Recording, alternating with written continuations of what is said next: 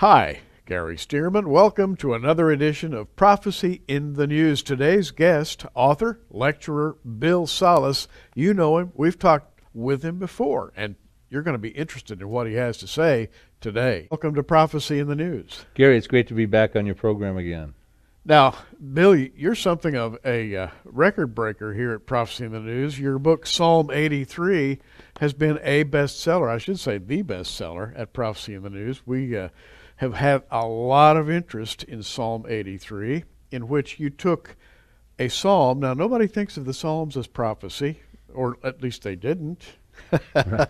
But Psalm 83 changed all that. And you've had remarkable success with that book. Tell us about how you began to think about Psalm 83 and how that has led you to your current interest. And we're going to be talking about Bill's latest book today. And let me just hold it up. This book, and I think is going to be equally effective, by the way, as was Psalm 83, Nuclear Showdown in Iran, revealing the ancient prophecy of Elam. What in the world is that? And Bill, I'll just let you take off anywhere you want to go. Well, great. Yeah, as far as the Psalm 83 question, Gary, you know, I love Bible prophecy. That's really how I was led to the Lord, through attending a Chuck Missler Bible study on the book of Revelation, and I just stuck with it. And to me, I wanted to learn what I thought was most relevant in timing for me and my family, and that pointed me towards the Middle East, the Arab-Israeli conflict. Terrorism is the byproduct of that. The towers got toppled on September 11th, and I just continued to focus on that. And ultimately, a series of studies led into chapters into a book that caught quite a bit of attention. You know, Hal Lindsey, Chuck Missler, many people started talking about, yourself included, Dr. David Reagan, about Psalm 83. And then after the Arab Spring, I updated that. Initially, it was as Ralestein was my first book, Right. Psalm 83. I wanted to update, well, what does it mean with the Arab Spring? And of course, we added into it, talk about Damascus in Isaiah 17, the destruction of Damascus. Talked about what the rumblings in Egypt in Isaiah 19. So anyway, the book has done well. We will certainly thank the audience so much for making it a bestseller here. The new book I'm extremely excited about as well. Well, getting to that new book, you've picked up on a prophecy that has lain rather dormant in the Bible all these years. And I'm looking at Jeremiah chapter 49, beginning in verse 34. The word of the Lord came to Jeremiah the prophet against Elam, E-L-A-M. You may pronounce it Elam. A lot of people do. But however you pronounce it, nobody's been talking about it until recently. Right. You know, it's been a forgotten prophecy, I guess would be the word we would use. Yeah. It's written in 596 BC. That was, it talks, the very verse you read goes on to talk about during the early reign of King Zedekiah, the last king of Judah. So we estimate it was written in 596 BC, and it's a prophecy that I believe is imminent for our time, and it has not been looked at and developed. The commentaries on it are scarce, to say the least, Gary. Well, why is this prophecy coming to light as it is right now, in the present? Well, I think in general, Bible prophecies do come to light when they need to come to light. As we've talked about with Psalm 83, it became important for people to know about it as we draw near to the conclusion of Psalm 83, the climactic concluding Arab-Israeli conflict described in Psalm 83.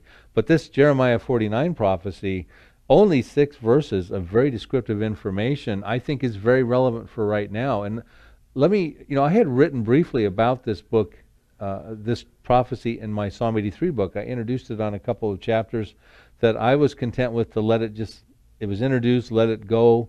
People like Bill Koenig had picked up on it, has been teaching about it. I think he's even talked about it on your program in the past as well. And I was content with that. But you know, it's interesting, through a series of events, I really felt compelled that the Lord wanted me to develop the prophecy more. And that's, of course, why the new book, Nuclear Showdown in Iran, has come out, revealing the ancient prophecy of Elam.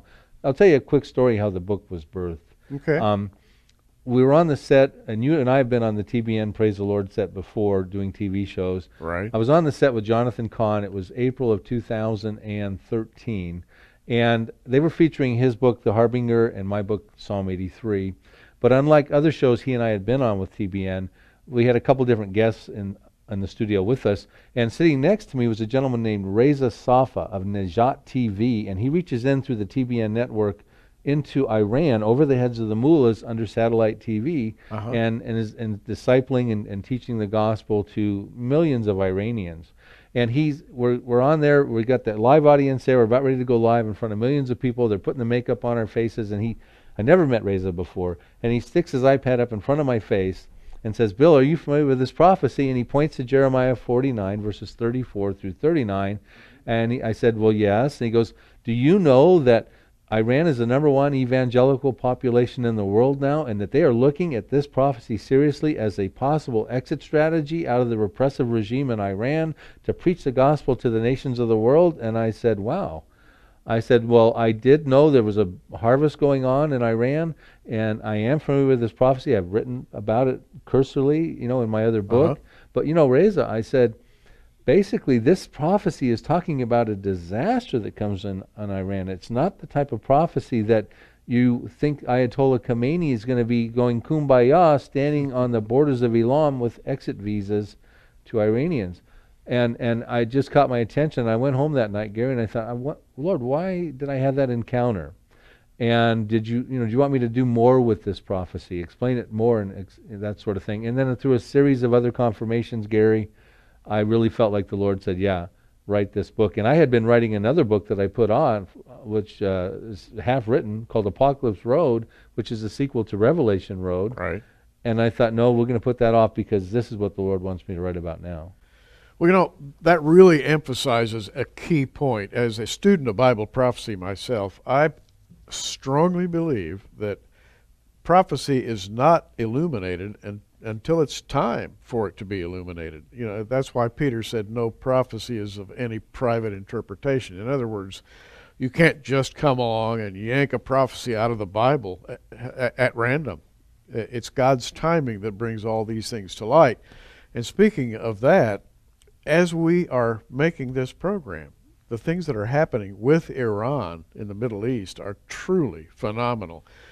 We have Iran and Iraq sharing a border that's 800 miles long, and just inside that border, just outside of Iran, we have basically a brush fire war emerging at this time. And over in Iran, we have the nuclear problem that's been on the mind of the world now for several years. And so what we've got is just incredible ferment in that area. You want to comment on that? Well, I do. And, it is, as you said, you presented a book here, Cauldron by Terry James. It's a cauldron in the Middle East. Yes. That's one of the books in your bookstore. And the thing is that, but when you look across the Levant, right, which represents all that area from Egypt on through to the Middle East there, Iran is the #1 problem. They are shifting the balance of power over there with their nuclear program. They're Shiite. They're trying to spread their Shiite hegemony throughout the Middle East, and now you've got this Sunni Shia civil war going on throughout the Levant. But in many ways, that's a diversion and a distraction to the bigger issue, and that's Iran's nuclear program, which I believe Jeremiah has perhaps prophesied about in Jeremiah 49. And that is the issue that's troubling Israel. It's been on Israel's agenda as a priority since 2005, if not before, during the time of George W. Bush. And it is the very thing that the international community is trying to negotiate with Iran to stop them spinning them centrifuges, to put the brakes on that nuclear program. It's a big deal, Gary. And so we have, I think, imminency when it comes to the possibility of war. In fact, as this airs, we have no way of knowing what's going to be going on, but we're on a moment-by-moment basis with some potential catastrophe. And it could be a natural catastrophe for that matter, because the Lord has a lot of that in his prophecies of the latter days in the Middle East. Well, it's interesting you say that. And I don't know how much time we'll have in these programs to really unpack this prophecy. But one of the things we definitely have to cover is that Iran is sitting on, it's a 90% seismic country. And it happens to be in Elam, and we'll maybe put some maps together regarding where is Elam in the scheme of things on the map. But that's where the Bushehr nuclear plant is. It's Iran's oldest nuclear plant. It is the first operational plant, and it is a dangerous facility. And it's built on where three tectonic plates meet. And it was started in before 1979, like around 1975, by the Germans. But when the Shah was deposed and the Islamic Revolution came in 1979, it was then Iranian parts were put on it, the construction of the Bushehr nuclear plant. It's right on the Persian Gulf there. And then in 1995, the Russians got involved. You got three different composites of parts on a nuclear facility that is being operated by no one trained in a disaster. If they had a 9.0 earthquake like they did at the Tohoku in 2011 in Japan that created the Fukushima disaster, yes, the studies show that this would be an epic disaster. It could carry across in a matter of 15 hours over into through the Persian Gulf, over to the Arab states over there, the GCC, Gulf Cooperative Council, Kuwait, Iraq, Kuwait, Saudi Arabia, Oman, Qatar, the United Arab Emirates, and it could be a disaster for them. More so, it could affect 40 to 100% of their population and merely affect 10% of Iran's population because of the way the wind patterns go, the radioactivity getting into the Persian Gulf. 2/3 of the world's desalination plants are in that Gulf area by those Arab states. They are very concerned because in April of 2013, just last year, there was a 7.3 earthquake on the border of Pakistan and Iran with an aftershock of a 6.3 that went over right at the Bushehr nuclear plant. And that's what prompted the Arabs to do a serious study thereafter. And they issued a report in July of 2013 that they are going to now build the world's longest pipeline from Kuwait down to Oman because their water concerns. It's going to cost them about $7 to $10 billion. It's going to be completed by 2020. And it's an alternative concern because they're concerned that Bushehr nuclear plant something could happen to it. And Bushehr is right, or Bushehr, I guess it's pronounced, is right on the shore, basically, of the Persian Gulf, right? Or very close to it. No, it is. When for the viewers, when they look at a map of modern-day Iran, Elam encompassed about 1/6 of modern-day Iran, and it really hugged the eastern side of the Persian Gulf, a little bit north of the Persian Gulf, but it was isolated, and it always had been throughout time by these Zagros Mountains there. Matter of fact, if there was a strike on Iran's nuclear program or an earthquake, the fallout would get more toward Kuwait. It's about 400 miles to drive from Bushehr to Kuwait City, and about 600 and some miles to get over the Zagros Mountains into Tehran. The concerns are it would get over to the Arab countries before it would even affect Iran, which is important to think about, Gary. We've discussed this in the pre-interview, that Iran is the subject of two prophecies. You had Persia, which was when Ezekiel wrote, his contemporary Jeremiah wrote about Elam, and that comprises modern-day Iran today, and we know Ezekiel wrote about Persia and that Gog of Magog invasion in Ezekiel 38. But what I'm pointing out in my book is these are not two of the same prophecies. This is not just more details about Gog and Magog. Jeremiah has written a distinctly different prophecy. Let's read on in this prophecy. Verse 34 says this: the word of the Lord that came to Jeremiah the prophet against Elam in the beginning of the reign of Zedekiah king of Judah, saying, verse 35 says, thus saith the Lord of hosts, behold, I will break the bow of Elam, the chief of their might. And when the Lord says I will, you can pretty much depend on it.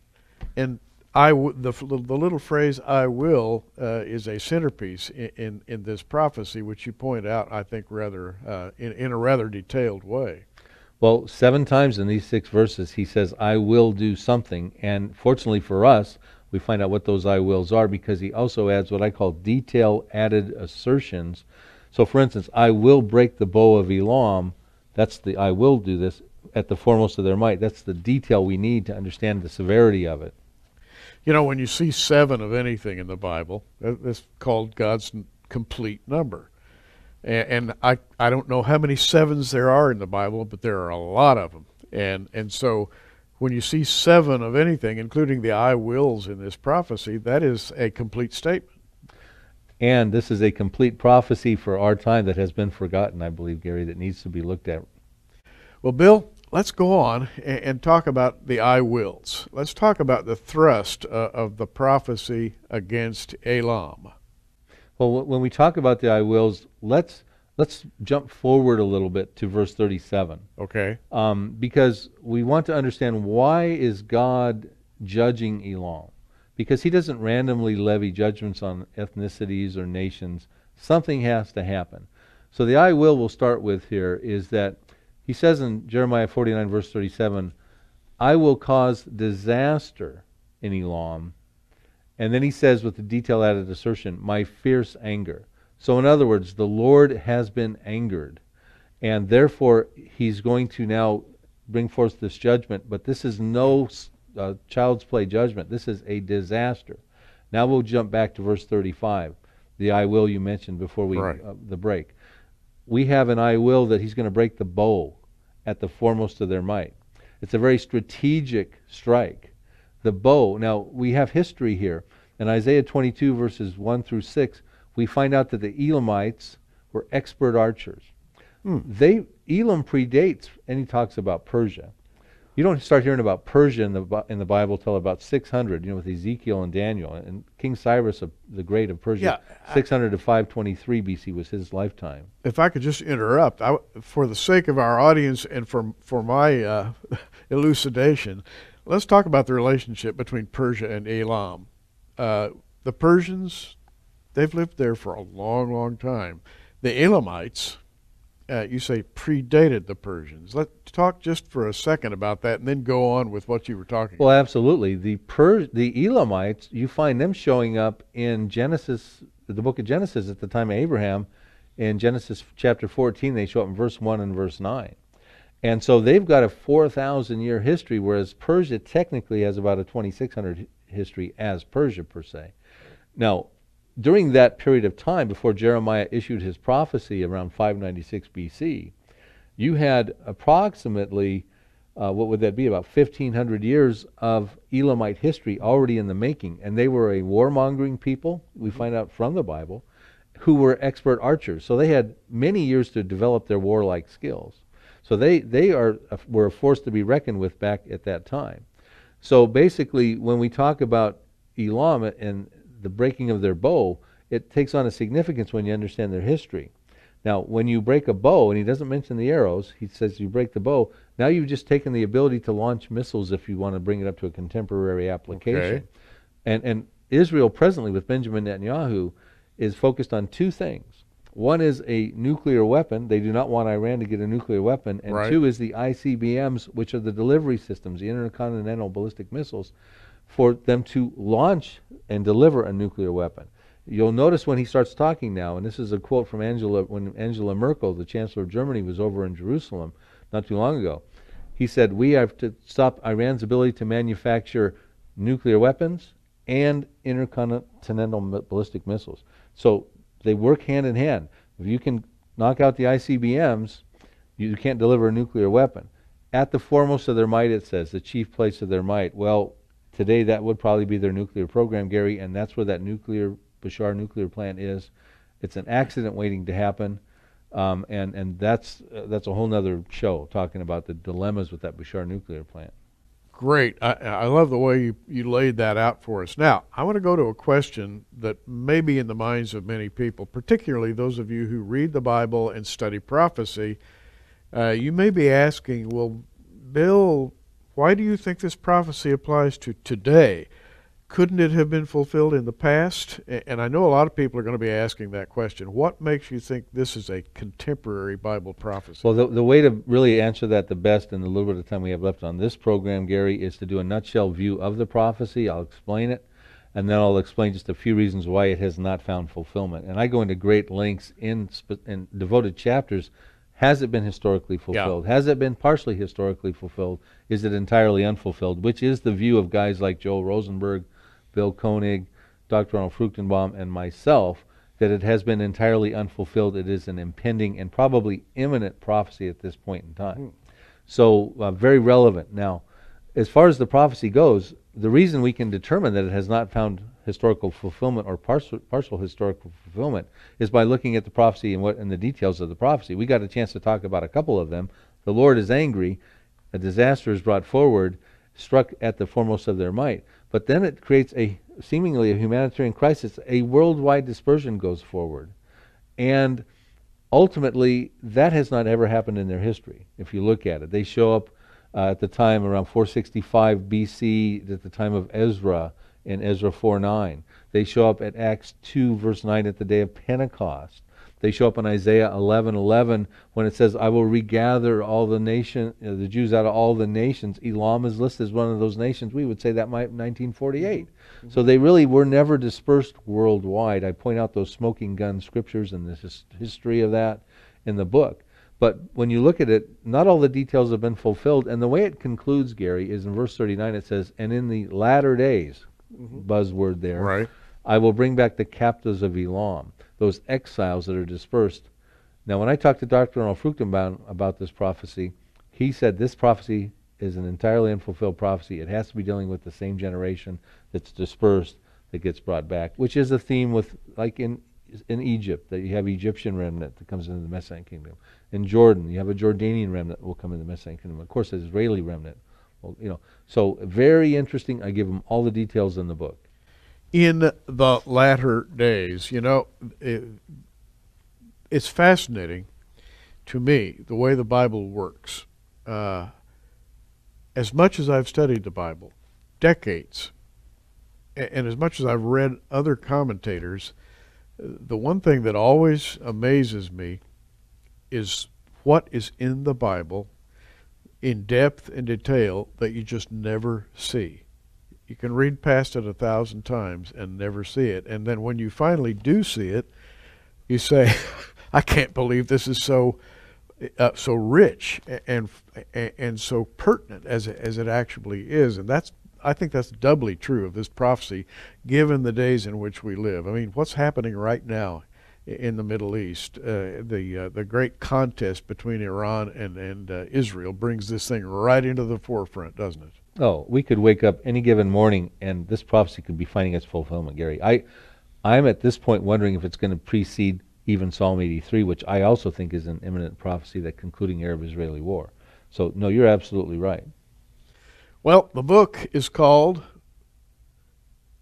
Nuclear Showdown. Great title. Nuclear Showdown. That's what's happening. Nuclear Showdown in Iran, revealing the ancient prophecy of Elam. Bill, this is a forgotten prophecy if ever there was one. Well, and the Psalm 83 overlooked. Yes. This one overlooked. I had the opportunity to sit with Chuck Missler at your Orlando Prophecy Conference at the luncheon and share this. This was just in March of 2014. And sit there and share with him this prophecy on Elam. And his associate sitting next to him, Gordon, they were all ears, Gary. And I said, Chuck, do you realize that in Iran right now, they are more familiar with this prophecy of Elam than even the Western scholars? It has just not been exposited upon. It's been vastly overlooked. And yet, through Najat TV we talked about earlier, and Hormoz Shariat, who Billy Graham calls who Joe Rosenberg calls the Billy Graham of Iran with Iran Alive Ministries, they are teaching about Ezekiel 38, the Gog of Magog, Persia involvement, and Elam, Jeremiah 49, because they want those Iranian Christians that are coming to the Lord in groves to know their future. And now we're going to start bringing it into the Western world here. They're going to start to understand that God is doing a supernatural, wonderful, fulfilling Joel 2:29, pouring out his Spirit on his men servants and maid servants, dreams and visions and healings and miracles, and people are coming to the Lord. Satellite television, the Holy Spirit is using it over there. Just an amazing phenomenon. That's the backstory that we haven't even talked about. And there's much that we haven't talked about. In fact, what we've done is just barely scratch the surface on this prophecy of Elam. And we need to do another program, which we will do. and we're going to invite Bill back again. And in our second program, we're going to dive into some deep topics. For example, one thing I want to talk about is Ezekiel 38, Psalm 83, and Jeremiah 49 in terms of how they fit together time-wise. Does one happen before another? Do they all happen at the same time? In a few seconds, what's your current feeling about that? Well, we have to talk about that. We have enough details in those prophecies to be able to make an educated conclusion as to the timing of these things. And basically, Psalm 83 and Ezekiel 38 and the rapture, probably Isaiah 17, the destruction of Damascus, to me could be considered imminent, especially the rapture, imminent prophecies. But yet Ezekiel 38 has preconditions, and I believe Jeremiah 49 will precede that, and I'll give my reasons in the next show. Wow. And I can't wait. In fact, that's what we're going to open with in our next show. Nuclear Showdown in Iran by Bill Salus. You need to read this book. I'm Gary Stearman. Things are happening fast. Keep watching, everybody, and keep looking up.